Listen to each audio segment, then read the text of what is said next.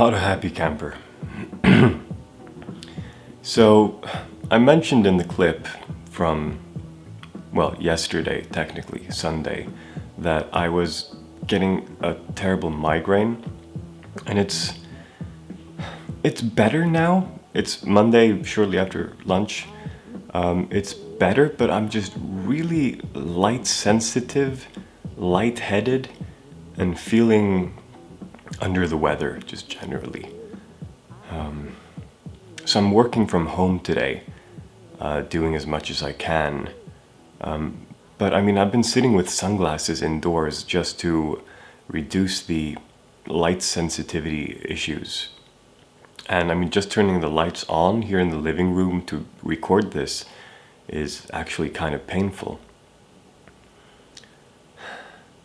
So, yeah, migraines. I don't get them often. I mean, I think the last time was probably like a year and a half ago. But when they do show up, it's kind of like these cluster headaches that people talk about, where you get like a lot of pain over a period of time, say like a day to 4 days, anywhere in between. And the worst part is, too, that, because I get so light sensitive during all of this, I start squinting my eyes. And that tension creates other headaches and other kinds of tension issues. So it just compounds to pain. For some reason, my brain just called me back to that episode of Star Trek, the original series, where Spock is doing a mind meld with the rock creature.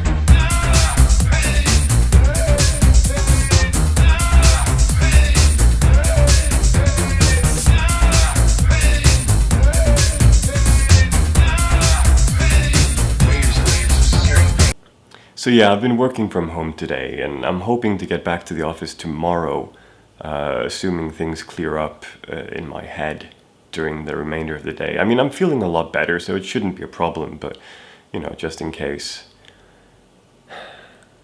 Yeah. Apart from that, life proceeds as per usual. I've been painting the wooden frames around the doors in my hallway, because the glossy white color just didn't seem to work out very well once the rest of the hallway was painted gray. So I'm painting them like a darker gray, and I've done one, and it actually looks really good. And so I'll be doing the rest of them over time.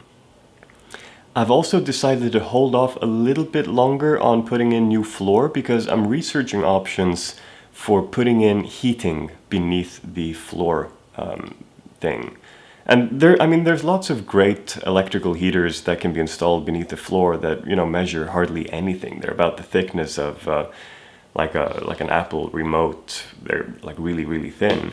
The problem is I want to have something that I can control without just having a thermostat on the wall in the hallway. If possible, I would like something that I could hook up to an Echo Bee and control via Siri. I'm just not in the right mindset to do the research right now. But, as far as I can see, it shouldn't be too difficult. I just need to find the best option for how to set it up properly. Because I have all of these radiators. I mean, there's a radiator in every single room of the apartment to keep it warm during the Swedish winters. And I'm thinking installing floor heating in the hallway and getting rid of the radiator that is on the wall would just make things a lot easier because, sure, it would cost me more in electric. I don't pay for water in the apartment. Water is included as part of the services. It would cost me a bit more, but it would also lead me to just having a more general heat source instead of just having one radiator per room and hoping that, the temperature equalizes over the apartment. Having the hallway heated up from the floor up would just allow me to let that heat seep into the other rooms and, help out with the radiators that are below the windows in those rooms. So there's a couple of options that I'm looking into there, and hopefully I'll find something that works. Also, I got a package in the post today, or like a notification that there's a package waiting for me. So As soon as it gets a little bit darker outside, I'm gonna walk out and pick the package up. And I think it's my starter kit from 23andMe.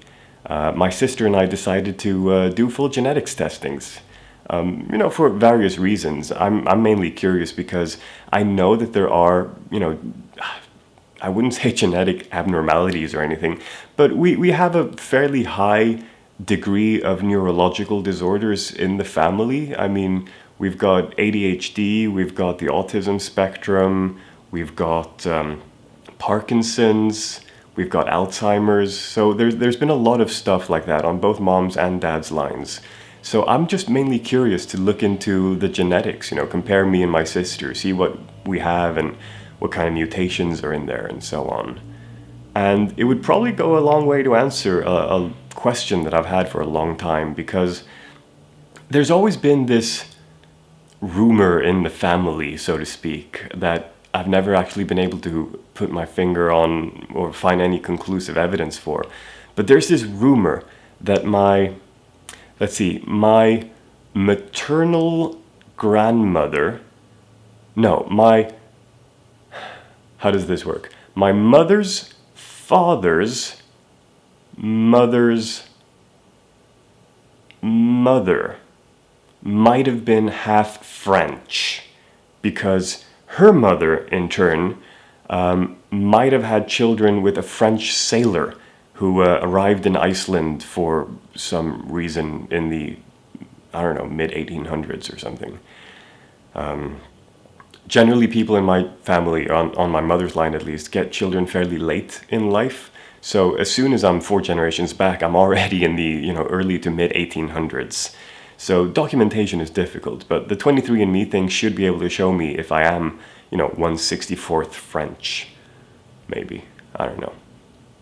So yeah, I'm gonna get back to work now, and hopefully it's gonna get a bit more cloudy or overcast or dark before the post office closes, and I'll walk down and see what the package is. It might be something else, who knows? I mean, the 23andMe package was sent on Thursday, so I feel like it's fairly early for it to be here already today, since it was shipped from abroad. But I can't imagine what else it could be. Unless it's another MeUndies package, which is always fun. But also, they tend to arrive later in the month, if I remember correctly. Anyway, could be anything. Could be absolutely anything. Yeah, back to work and turn off these god-awful lights. Day 2. It's one of those days. I was home from work yesterday with a migraine, as you well know, but went back today. And today was just meeting after meeting after meeting after meeting, and it just takes everything out of you. I mean, you've got a lot of things that you want to do at the office, but you can't because you're in a meeting. And then you leave the meeting and you hope you have time to do it, but then you have like 30 minutes before your next meeting. And then after the meeting, you go out for a smoke because the customer was annoying. And you have to finish quickly because you've got another meeting. So I'm just... Bentham, stop.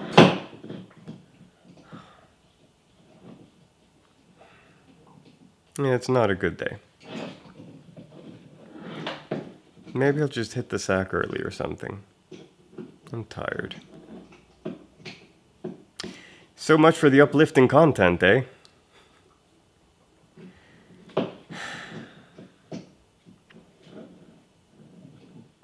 Day 3.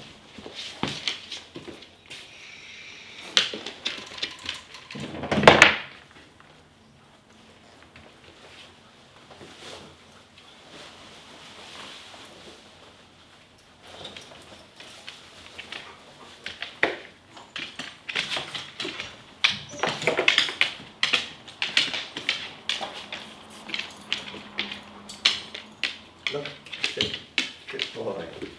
Good boy, come on. You got gunk in your eye. So much gunk. There we go. Come on.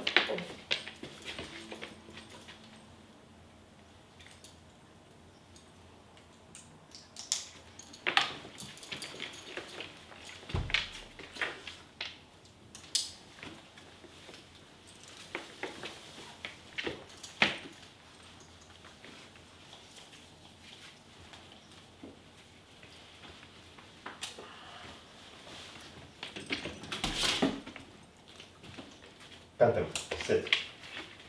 Nej. Sit. Sit. Vänta.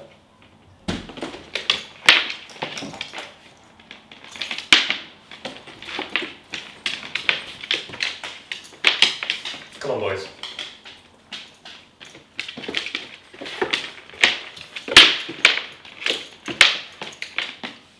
Sit. Vänta. Sit. Vänta. Okay.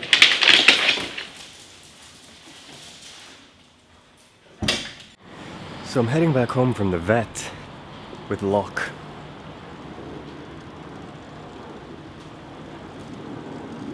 He's got to smell some.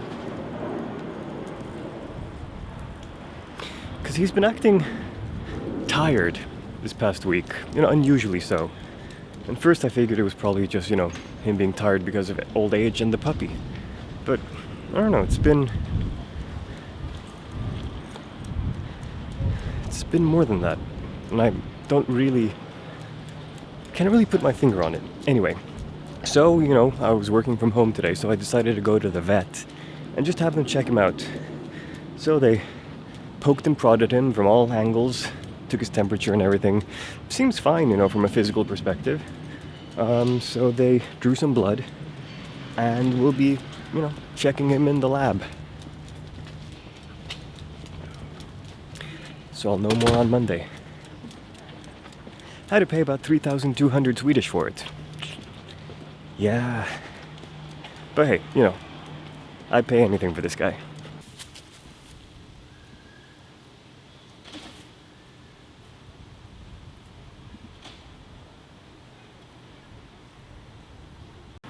Now the big unanswered question, of course, is where's Bentham in all of this? Well, I left him home alone. So I'm very curious to see what he's destroyed. Because he's destroyed something, we all know this.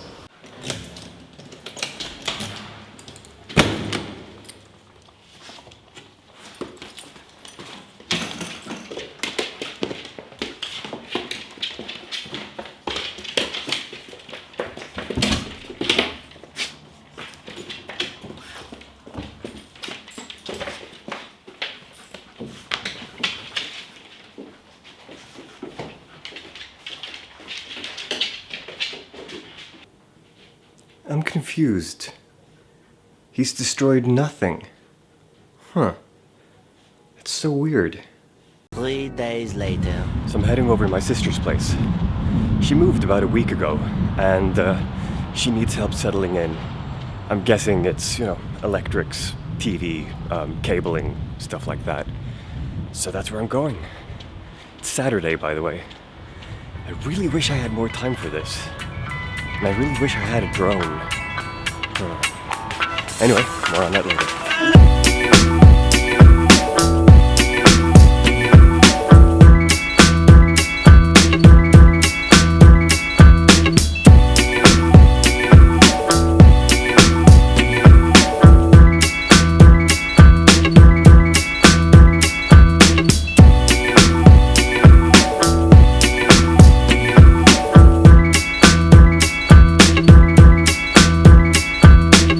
On my way to my sister's place, she calls me up and needs things from the hardware store. And I love the hardware store, so I'm going to pick some things up for myself as well while I'm here. Just what to buy, I don't know yet.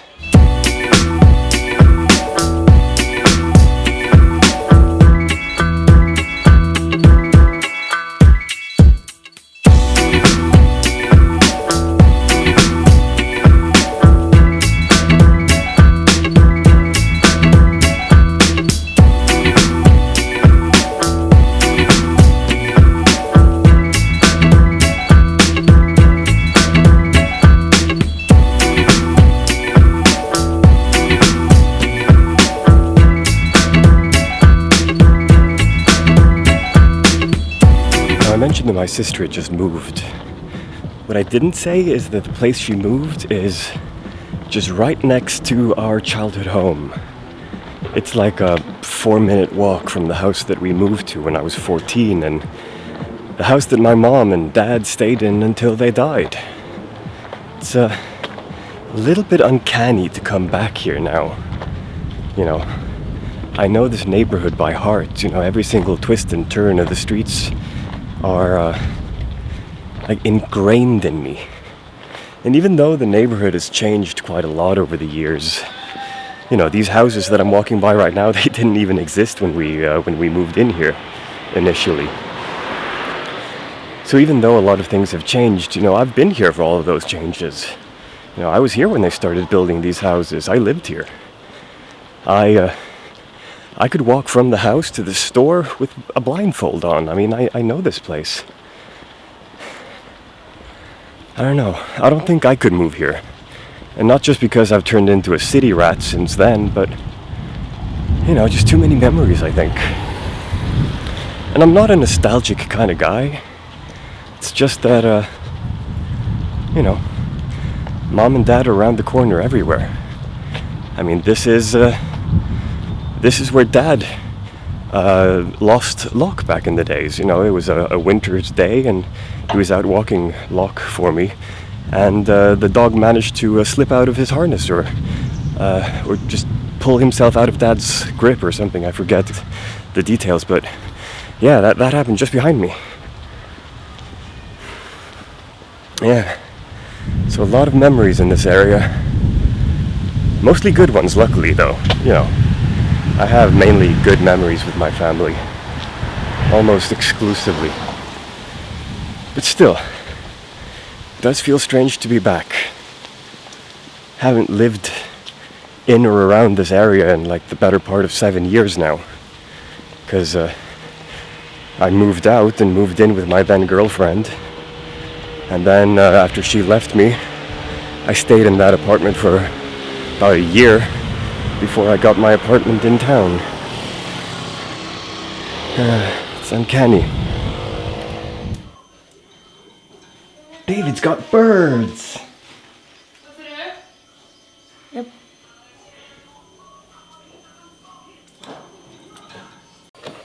And Steve's got a lizard!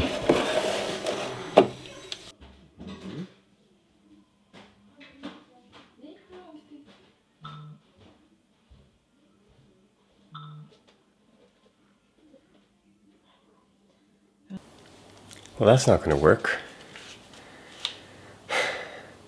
So I was going to put up a curtain rod thing for my sister.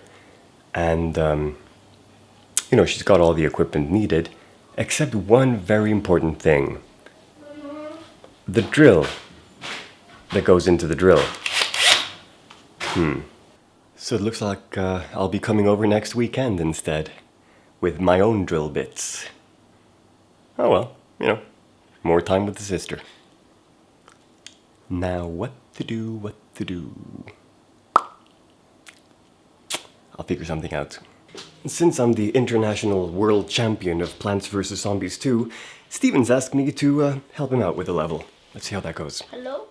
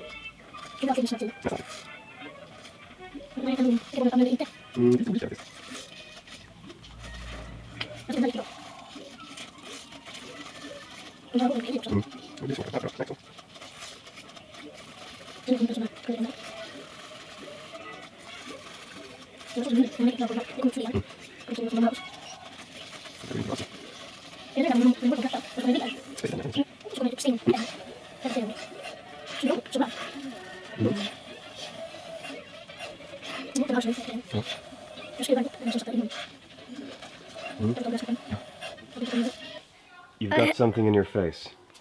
Oh. jävla nerfskott. Hey, Thomas. Yeah. How was your date?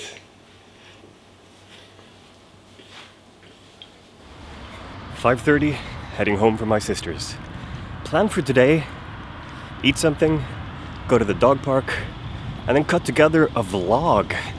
Yeah, it's about time too. I just stepped in. I was at my sister's, as you know. And when I stepped in, there we go. When I came in through the door, the computer went ding, and I was like, wait a second, I know that ding. What does that ding mean? It's familiar. Oh yeah, that's the Pokemon Go app. And it was telling me that there's a dugong just outside my house in the graveyard. So I'm gonna go check it out.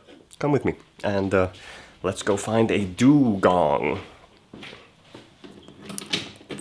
This is fun. Yeah, so I haven't been playing a lot recently because of, well, various reasons. Just time being the biggest. And, well, that's dark. And so I wanted to, whoa, dark. Very dark, too dark. That's better. Yeah, so, because what I've been doing is I've been killing off all of the old Pokemon that I have that were just too low level.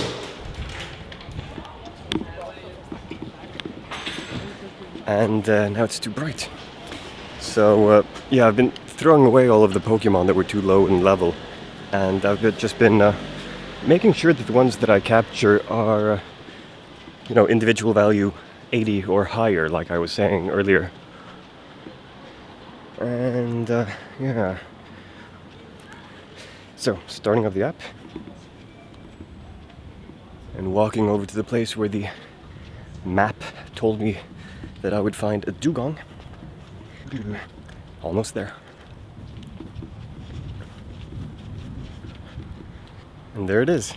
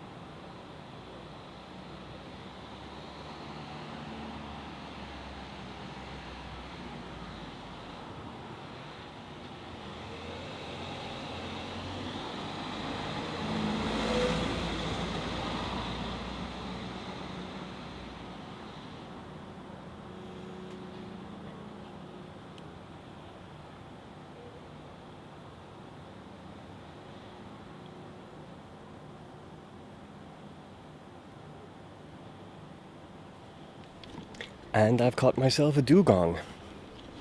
Nice. Anyway, heading back home.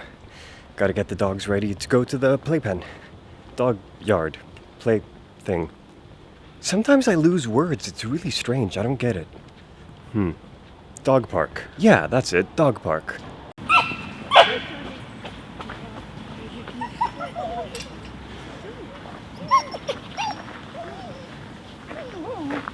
Fast din kanske inte smiter, jag vet inte. Inte när det är andra hundar där. Nej. Jag blir ändå orolig.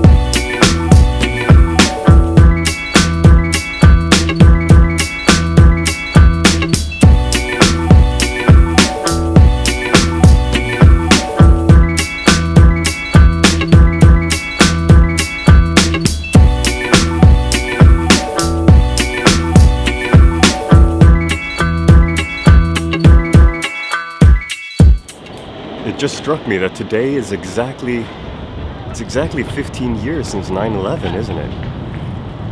15 years.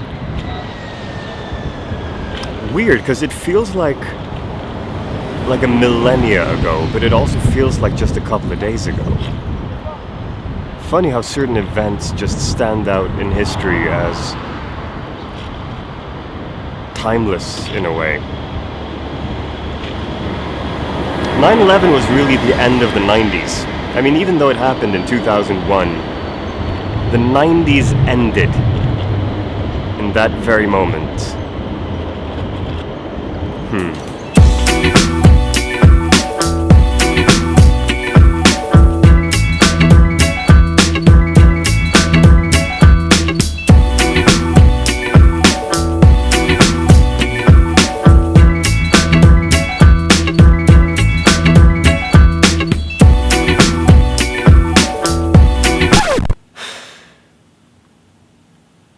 Back in the days, one of the most common fixtures of this vlog was, what is Bentham destroyed now?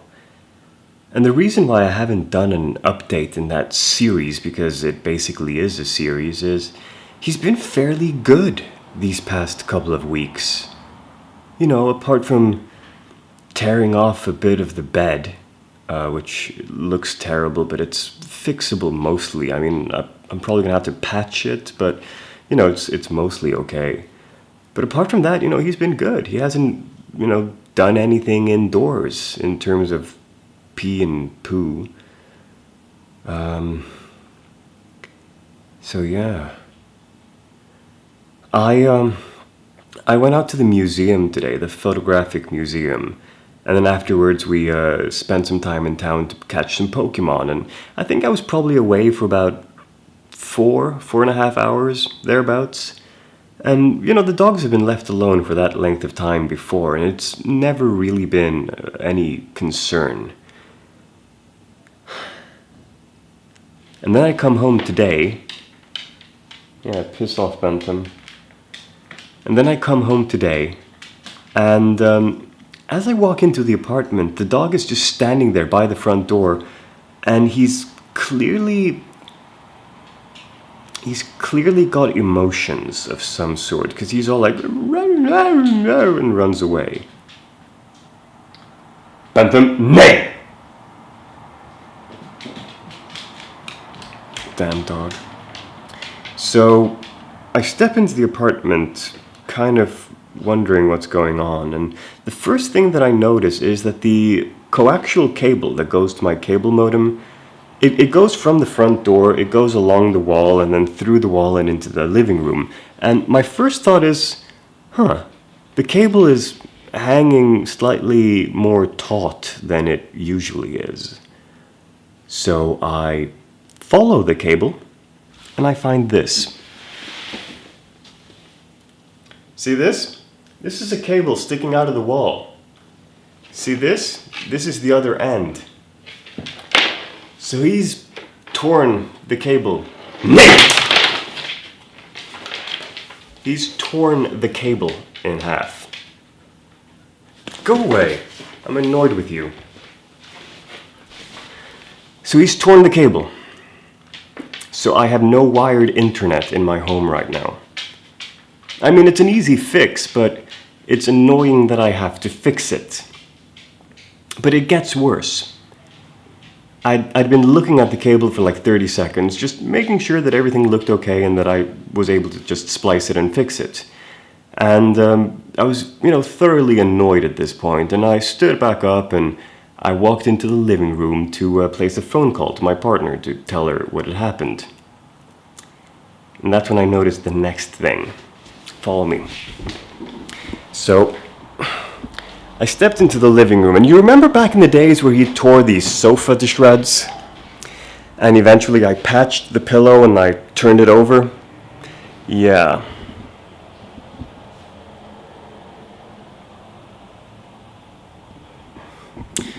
So it looks like I'm gonna be getting myself a new sofa sometime soon. And I really don't get it. I mean, there are dog toys all over the apartment that he can play with. But no, I'm gonna tear up your coax cable. Yeah, and then I'm gonna tear up your sofa. Damn dog. Is it too late to return him? I think it is. Probably is. Oh well. Time to go fix the coax, I suppose.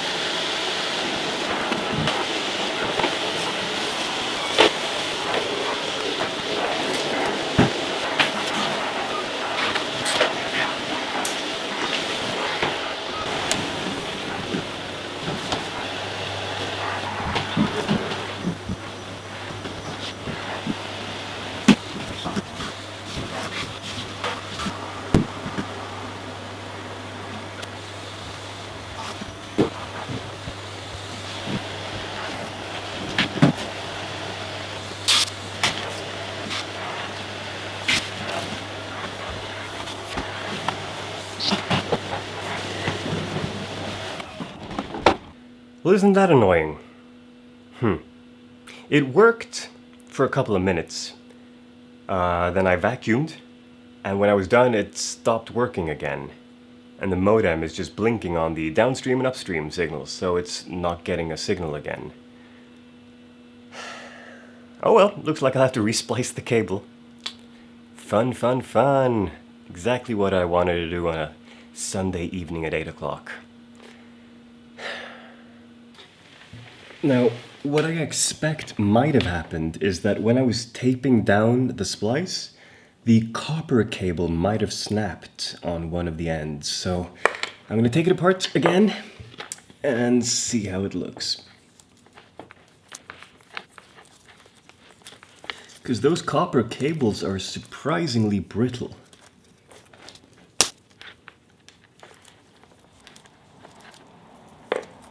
Careful, careful.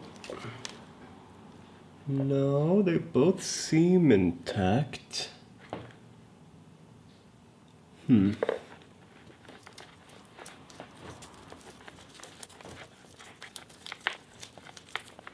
Oh, gotcha.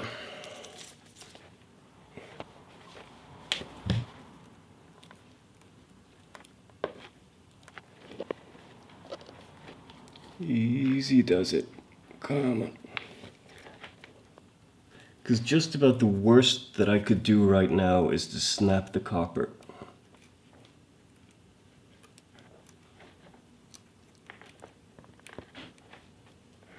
Okay. My solution this time around revolves less around electric tape and more around a sugar cube. So and into the sugar cube you go.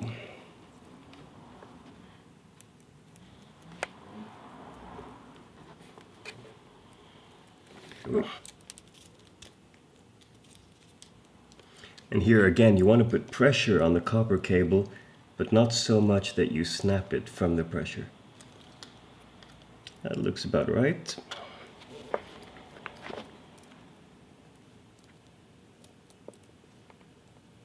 There, that should do it.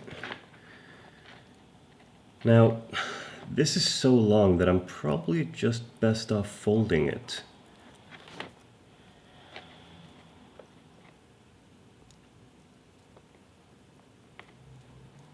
Okay. Yeah.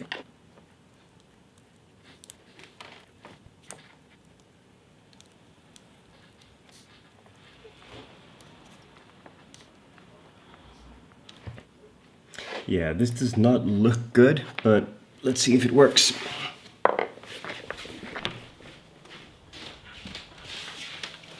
Cable modem says yes! Airport says yes! But I can't leave it like this now, can I?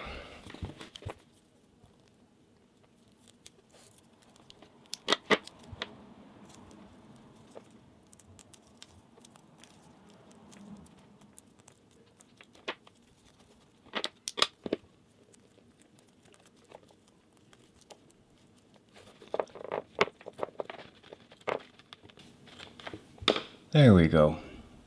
Again, this is a mostly temporary fix because when I put the new floor in, I'm gonna have to rebuild a lot of things. Oh yeah, I should probably talk to you about the floor. I got some thoughts and ideas. Okay, so here's my thinking about the floor. The current floor is about 1.8 centimeters thick. The floor that I'm buying is 1.4 centimeters thick. So there's a bit of a difference. I want to install heating underneath the floor before I lay it, and I have a good margin of 0.4 centimeters in case I want to keep the same height of the floor, which I kind of do because of, you know, the entryways to the other rooms is going to be uneven unless I keep it more or less the same. So here's what I'm thinking.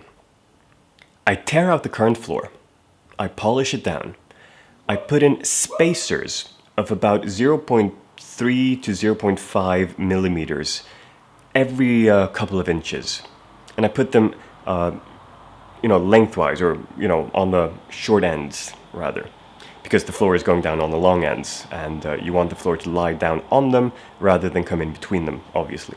So I put in the spacers, then I put in the heating cables between the spacers, like in a zigzag pattern between the spacers.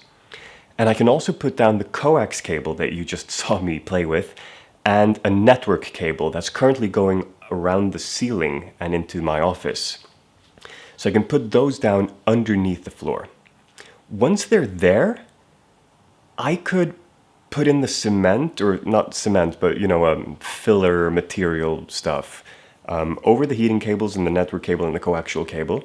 Put that in, let it dry, polish it, and put in the new floor. Yeah, that should work. That should work. Now my biggest question is, should I do this myself, or should I get somebody skilled to take care of it for me? Because if I do it myself, it'll probably be fairly good and fairly inexpensive. There might be some issues somewhere, what with the spacers and the cement or whatever it is, might be uneven at places. But it's going to be a heck of a lot cheaper. If I get someone to do it for me, there's a warranty involved, and they're probably going to take care of it a lot quicker. So, I mean, they could probably come in here early morning one day and be done by late evening. I mean, with everything except laying the floor, because that I can do myself. Unless, of course, they want to take care of it for me. I mean, that's probably an option too. I could probably call someone and just get an offer for how much that would cost. Putting in, let me see, taking out the floor, polishing the rock or the cement under it, putting in the spacers, putting in the heating cables, laying the network and coaxial cables, putting in... No, that's probably too much for one day. This is annoying. Yeah, I'm gonna put in the floor myself. That's probably easiest. I'll figure it out. This is still very much in the brainstorming phase. Anyway, Sunday evening, and I've just spent way too long a time fixing the network here at home. So, yeah. I'm just gonna sit down and relax for the rest of the evening, watch a movie, and go to bed. Talk to you guys in a week. Hopefully, I say this every time, hopefully I'll be able to do this more often than weekly. I know that I've been really bad at it, and I really want to get better because this is such a good outlet for me. My vlogs are just the best way to share my life, like in a way that Instagram and Facebook and Twitter and my podcast just have never been. The vlog is like a raw, unfiltered, uncensored way of expressing myself that I really like. And I can really tell because I get, after that month where I did it daily during my vacation, I got into the habit so much that I'm still carrying the camera around. I'm still capturing footage, but as you'll see by the length of this episode, a weekly vlog becomes way too long.